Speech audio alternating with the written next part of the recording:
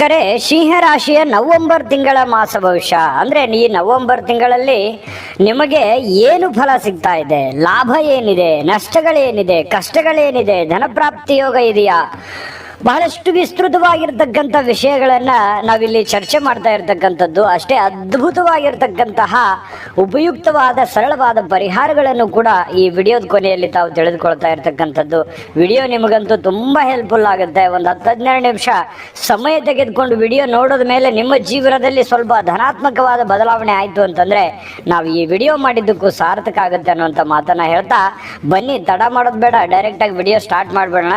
ಒಂದು ರಿಕ್ವೆಸ್ಟ್ ಏನಂತಂದ್ರೆ, ನೀವು ಫಸ್ಟ್ ಟೈಮ್ ಚಾನಲ್ ನೋಡ್ತಾ ಇದ್ರು, ಬಹಳ ದಿನದಿಂದ ಚಾನಲ್ ನೋಡ್ತಾ ಇದ್ರು, ಸಬ್ಸ್ಕ್ರೈಬ್ ಮಾಡ್ಕೊಂಡಿಲ್ಲ ಅಂದ್ರೆ ದಯವಿಟ್ಟು ಈ ಕೂಡಲೇ ಸಬ್ಸ್ಕ್ರೈಬ್ ಮಾಡ್ಕೊಳ್ಳಿ, ಬೆಲ್ ಐಕಾನ್ ಪ್ರೆಸ್ ಮಾಡ್ಕೊಳ್ಳಿ, ಫೇಸ್ಬುಕ್ ಅಲ್ಲೂ ಸಿಗ್ತಾ ಇದೆ, ಫಾಲೋ ಮಾಡ್ಕೊಳ್ಳಿ ಅಂತ ಹೇಳ್ತಾ, ಸಿಂಹರಾಶಿಯವರ ಜನ್ಮ ನಕ್ಷತ್ರಗಳು ಮಖ ನಕ್ಷತ್ರದ 4 ಚರಣ, ಹುಬ್ಬ ನಕ್ಷತ್ರದ 4 ಚರಣ, ಉತ್ತರ ನಕ್ಷತ್ರದ 1ನೇ ಚರಣ ಸೇರಿರುವಂತಹ ಈ ಸಿಂಹರಾಶಿಯವರಿಗೆ ಅದೃಷ್ಟ ಬಣ್ಣ ಕೆಂಪು ಮತ್ತು ಗುಲಾಬಿ ಆಗಿರುತ್ತೆ.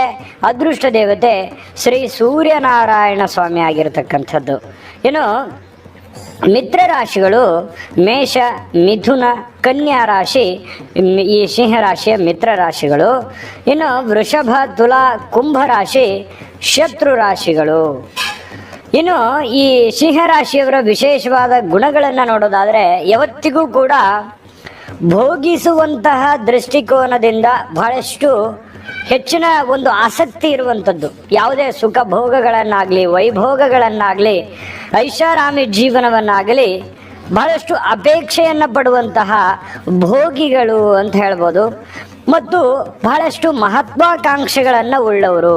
ಏನೇ ಒಂದು ಯೋಜನೆ ಹಾಕ್ಕೊಂಡ್ರು, ಏನೇ ಒಂದು ಯೋಚನೆ ಮಾಡಿದರೂ ಕೂಡ ಬಹಳಷ್ಟು ಅದು ನೆಕ್ಸ್ಟ್ ಲೆವೆಲ್ ಇರುತ್ತೆ, ಅದು ದೊಡ್ಡ ಪ್ರಮಾಣದಲ್ಲಿರುತ್ತೆ. ಇಂತಹ ಒಂದು ಯೋಚನೆ, ಮಹತ್ವಾಕಾಂಕ್ಷೆಯನ್ನು ಹೊಂದಿರತಕ್ಕಂತಹ ವ್ಯಕ್ತಿಗಳು ಅಂತಂದರೆ ಸಿಂಹರಾಶಿಯವರು. ಇಂಥ ಸಿಂಹರಾಶಿಯವರಿಗೆ ನವೆಂಬರ್ ತಿಂಗಳಲ್ಲಿ 1ನೇ ತಾರೀಕು, 2, 4, 5, 9, 12, 18, 19, 21 ಹಾಗೂ 30ನೇ ತಾರೀಕು ತುಂಬ ಉಪಯುಕ್ತವಾದ, ಅನುಕೂಲಕರವಾಗಿರತಕ್ಕಂತಹ ಲಾಭಕಾರಕವಾದ ದಿನಗಳು ಅಂತ ಹೇಳ್ಬೋದು. ಇನ್ನು ಈ ತಿಂಗಳಲ್ಲಿ ನಾನು ಸಹಜವಾಗಿ ಈ ಹಿಂದಿನ ವಿಡಿಯೋದಲ್ಲೂ ಭಾಳ ಸಲ ಹೇಳಿದ್ದೀನಿ, ಸಿಂಹರಾಶಿಯವರಿಗೆ ಒಂದಿಷ್ಟು ಹಠ ಜಾಸ್ತಿ, ಕೋಪ ಜಾಸ್ತಿ. ಈ ಹಠ ಕೋಪಗಳಿಂದ ಅದೆಷ್ಟು ಅವಕಾಶಗಳು, ಅದೆಷ್ಟೇ ಒಂದು ಸಂದರ್ಭಗಳನ್ನು ಕೈ ತಪ್ಪಿಸ್ಕೊಂಡಿರುವಂಥದ್ದು ನೋಡಿ. ಆತುರದಲ್ಲಿ, ಕೋಪದಲ್ಲಿ ತೆಗೆದುಕೊಂಡಿರುವಂಥ ನಿರ್ಧಾರಗಳು ಒಳ್ಳೆಯ ಫಲಗಳನ್ನು ನೀಡಲ್ಲ. ಹಾಗಾಗಿ ತಾಳ್ಮೆ, ಸಹನೆ ಬೆಳೆಸ್ಕೊಳ್ತಕ್ಕಂಥದ್ದು ಒಳ್ಳೆಯದು. ಹಾಗಾಗಿ ಹಠದ ಗುಣಗಳನ್ನು ಬಿಟ್ಟರೆ ನಿಮಗೆ ಅದ್ಭುತವಾದ ಒಳ್ಳೆಯ ಫಲಗಳು ಸಿಗ್ತಾ ಇದೆ. ಇದನ್ನು ನೀವು ಅರ್ಥ ಮಾಡ್ಕೋಬೇಕು. ಬಹುತೇಕ ಹಣ ನಿಮ್ಮ ಆಡಂಬರದ ಜೀವನಕ್ಕೆ ಖರ್ಚಾಗತ್ತೆ. ನಿಮ್ಮ ಬಳಿ ದುಡ್ಡು ಬರುತ್ತೆ, ಆ ದುಡ್ಡು ಬಂದಿರುವಂಥದ್ದನ್ನು ಉಳಿಸ್ಕೊಳ್ಳಲ್ಲ. ಯಾವುದೋ ಒಂದು ಮೂಲದಿಂದ 4 ರೂಪಾಯಿ ಬಂತಂದರೆ ಖರ್ಚು ಮಾಡಿಬಿಡ್ತೀರಿ. ಏನೋ ವಸ್ತುಗಳನ್ನು ತಗೋಬೇಕು, ಏನೋ ವೈಭವದ ವಸ್ತುಗಳನ್ನು ಖರೀದಿ ಮಾಡಿಬಿಡಬೇಕು, ಅದನ್ನು ಅನುಭವಿಸ್ಬೇಕು, ಆನಂದಿಸಬೇಕು. ಈ ರೀತಿಯಾಗಿ ಖರ್ಚು ಮಾಡುವಂತಹ ಒಂದು ಮನಸ್ಥಿತಿ ನಿಮ್ಮಲ್ಲಿ ಕಂಡು ಬರ್ತಾ ಇರತಕ್ಕಂಥದ್ದು. ಯಾಕೆಂತಂದರೆ ಭೋಗಿಗಳು. ಹಾಗಾಗಿ ಇತ್ತೀಚಿನ ದಿನಗಳಲ್ಲಂತೂ ದುಡ್ಡು ಬರ್ತಾ ಇದೆ, ಉಳಿಸ್ಕೊಳಕ್ಕಾಗ್ತಾ ಇಲ್ಲ. ಯಾವುದೋ ಒಂದು ರೂಪದಲ್ಲಿ ದುಡ್ಡು ಬಂದರೂ ಯಾವುದೋ ರೂಪದಲ್ಲಿ ಇನ್ಯಾವುದೋ ರೂಪದಲ್ಲಿ ಖರ್ಚಾಗೋಗುತ್ತೆ. ಇದರಿಂದ ಮನಸ್ಸಿಗೆ ಬೇಸರ ಆಗುತ್ತೆ. ಏನು ಮಾಡೋದು, ಇಷ್ಟೆಲ್ಲ ಮಾಡ್ತಾ ಇದ್ದೀವಿ, ಆಗ್ತಾ ಇಲ್ವಲ್ಲ. ಜೀವನದಲ್ಲಿ ದೊಡ್ಡ ದೊಡ್ಡ ಆಸೆಗಳನ್ನು ಇಟ್ಕೋಬೇಕು ಅಂತಂದರೆ ಚಿಕ್ಕ ಚಿಕ್ಕ ಚಿಕ್ಕ ಚಿಕ್ಕ ತಪ್ಪುಗಳನ್ನು ಬಿಡಬೇಕು. ಚಿಕ್ಕ ಈ ಖರ್ಚು, ಒಳ ಹರಿವು ಇದೆ, ದುಡ್ಡು ಹರಿದು ಹೋಗ್ತಾ ಇದೆ ಹೊರಗಡೆ, ಆ ಹರಿವನ್ನು ನಿಲ್ಲಿಸಬೇಕು, ಹೊರ ಹರಿವು ನಿಲ್ಲಿಸಬೇಕು. ಒಳ ಬರುವಂಥದ್ದನ್ನು ಹೆಚ್ಚಾಗಿ ಮಾಡ್ಕೋಬೇಕು. ಅಂದಾಗ ಮಾತ್ರ ಹಣವನ್ನು ಕ್ರೋಢೀಕರಣ ಆಗುತ್ತೆ.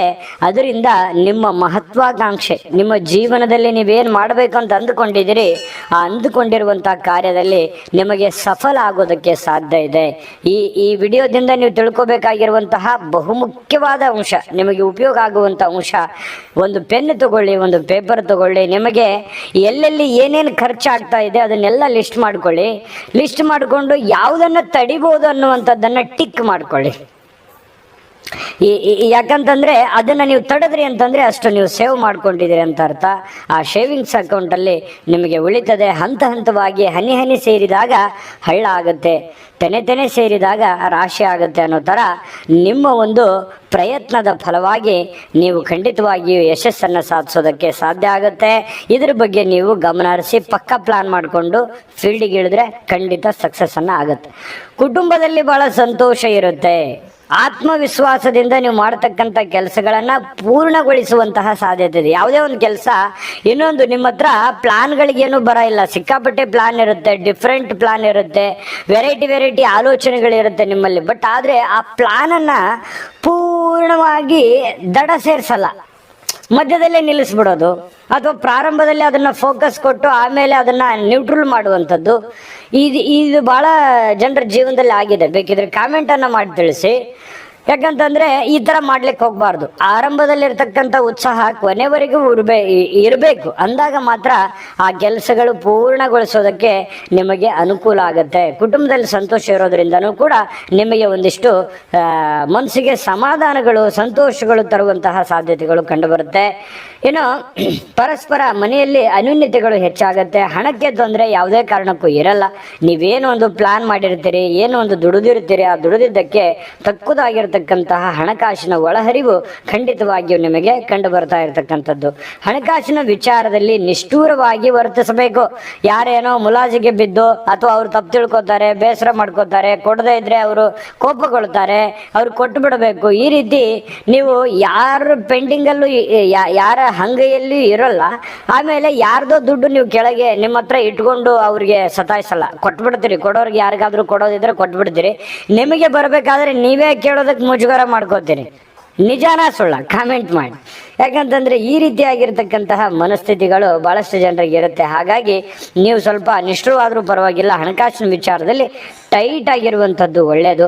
ವಾದ ವಿವಾದಗಳಿಂದ ಮೊದಲು ದೂರ ಇರಬೇಕು. ಯಾಕಂತಂದರೆ ವಿವಾದಗಳು ನಿಮ್ಮನ್ನು ಸುತ್ಕೊಂಬರ್ತಾ ಇರುತ್ತೆ. ನಿಮ್ಮ ಪಾಡಿಗೆ ನೀವಿದ್ರೂ ಕೂಡ ನಿಮಗೆ ವಿವಾದಗಳು ಬರುತ್ತೆ. ಮೊದಲೇ ಕೋಪ, ಹಠ ಕೇಳಬೇಕಾ? ಚಿಕ್ಕ ವಿವಾದವು ದೊಡ್ಡದಾಗುತ್ತೆ, ಮನಸ್ತಾಪಗಳಾಗತ್ತೆ, ಮಾನಸಿಕವಾಗಿ ತೊಂದರೆಗಳಾಗತ್ತೆ. ಈ ರೀತಿ ಆಗುವಂಥ ಸಂದರ್ಭಗಳು ಇರ್ತವೆ. ಹಾಗಾಗಿ ತಾಳ್ಮೆ ಮತ್ತು ಸಂಯಮದಿಂದ, ಬುದ್ಧಿಶಕ್ತಿಯಿಂದ ನೀವು ಪ್ರಯತ್ನವನ್ನು ಮಾಡಿದ್ರೆ ಖಂಡಿತ ನಿಮಗೆ ಒಳ್ಳೆ ಫಲ ಸಿಗುತ್ತೆ. ಈ ಸರ್ಕಾರಿ, ಅರೆ ಸರ್ಕಾರಿಯಲ್ಲಿ ಕೆಲಸ ಮಾಡ್ತಕ್ಕಂಥವ್ರಿಗೆ ಹಿರಿಯ ಅಧಿಕಾರಿಗಳು ಆತಂಕದ ಪರಿಸ್ಥಿತಿಯನ್ನು ಎದುರಿಸಬೇಕಾಗತ್ತೆ. ಹಿರಿಯ ಅಧಿಕಾರಿಗಳು ಅರ್ಥ ಮಾಡ್ಕೊಳ್ಳಲ್ಲ ಮತ್ತು ಕೆಲವೊಂದು ಕಿರಿಕಿರಿಯ ಸಂದರ್ಭಗಳು ಎದುರಿಸಬೇಕಾಗತ್ತೆ. ಮಹಿಳಾ ಉದ್ಯೋಗಿಗಳಿಗೆ ಒಳ್ಳೆಯ ಒಂದು ಸಂದರ್ಭಗಳು ಸಿಗುತ್ತೆ.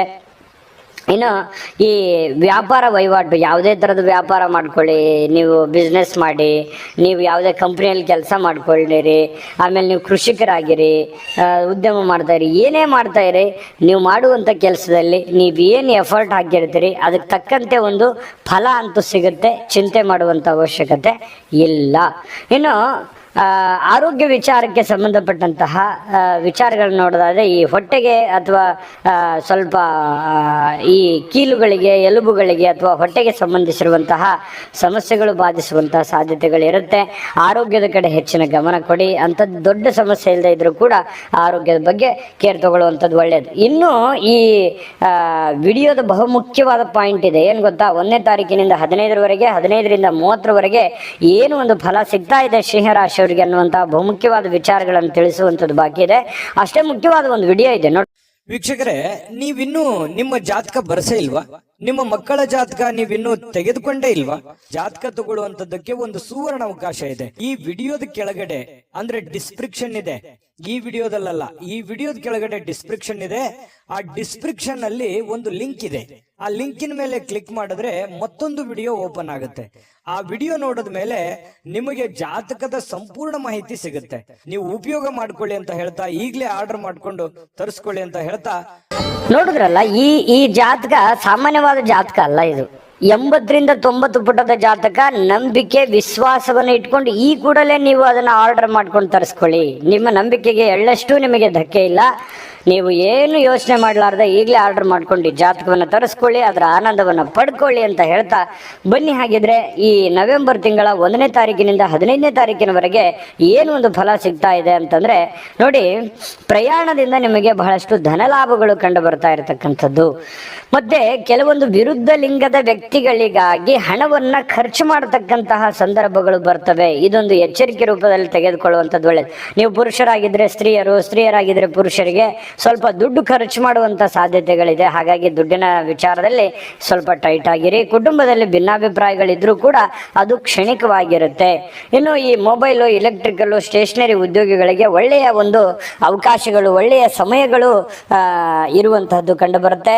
ಮುಂದಿನ ಹೂಡಿಕೆಯನ್ನ ಮಾಡಬಹುದು, ಅದರಿಂದ ಧನಲಾಭಗಳು ಕೂಡ ನಿರೀಕ್ಷೆ ಮಾಡಬಹುದು. ಉದ್ಯೋಗಸ್ಥರಿಗೆ ನೆಮ್ಮದಿಯ ಕಾಲ. ನೀವು ಮಾಡುವಂತ ಉದ್ಯೋಗದಲ್ಲಿ ಬಹಳಷ್ಟು ನೆಮ್ಮದಿ ಇರುತ್ತೆ, ಚೆನ್ನಾಗಿರುತ್ತೆ.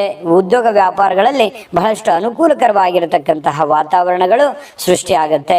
ಸ್ನೇಹಿತರು, ಸಹೋದರರಿಂದ ನಿಮಗೆ ಅನುಕೂಲತೆ ಫಲಗಳು ಸಿಗುವಂತಹ ಸಾಧ್ಯತೆಗಳು ಮೊದಲಾರ್ಧದಲ್ಲಿ ಸಿಗ್ತಾ ಇದೆ. ಇನ್ನು ದ್ವಿತೀಯಾರ್ಧದಲ್ಲಿ 15ರಿಂದ 30ನೇ ತಾರೀಕಿನವರೆಗೆ ನೋಡೋದಾದ್ರೆ ನೋಡಿ, ವ್ಯಾಪಾರಿಗಳು ಸ್ವಲ್ಪ ಬುದ್ಧಿವಂತಿಕೆಯಿಂದ ಕೆಲಸ ಮಾಡಿದ್ದೆ ಆದರೆ ಅದರಲ್ಲಿ ಬಹಳಷ್ಟು ಲಾಭಗಳನ್ನು ಗಳಿಸೋದಕ್ಕೆ ಅವಕಾಶಗಳಿದೆ. ಸಿಕ್ಕಿರುವಂಥ ಅವಕಾಶವನ್ನು ಸರಿಯಾಗಿ ಸದುಪಯೋಗ ಮಾಡಿಕೊಳ್ಳುವಂಥ ಪ್ರಯತ್ನವನ್ನು ಮಾಡ್ಕೋಬೇಕಾಗತ್ತೆ. ವಿದ್ಯಾರ್ಥಿಗಳಿಗೆ ಬಹಳಷ್ಟು ಯಶಸ್ಸು ಸಿಗುವಂಥ ಸಾಧ್ಯತೆ ಇದೆ. ಕೋರ್ಟು ಕಾರ್ಯ ಏನಾದರೂ ಕೆಲಸ ಇದ್ದರೆ ಸ್ವಲ್ಪ ತಡೆಗಟ್ಟುವಂಥ ಸಾಧ್ಯತೆಗಳಿದೆ.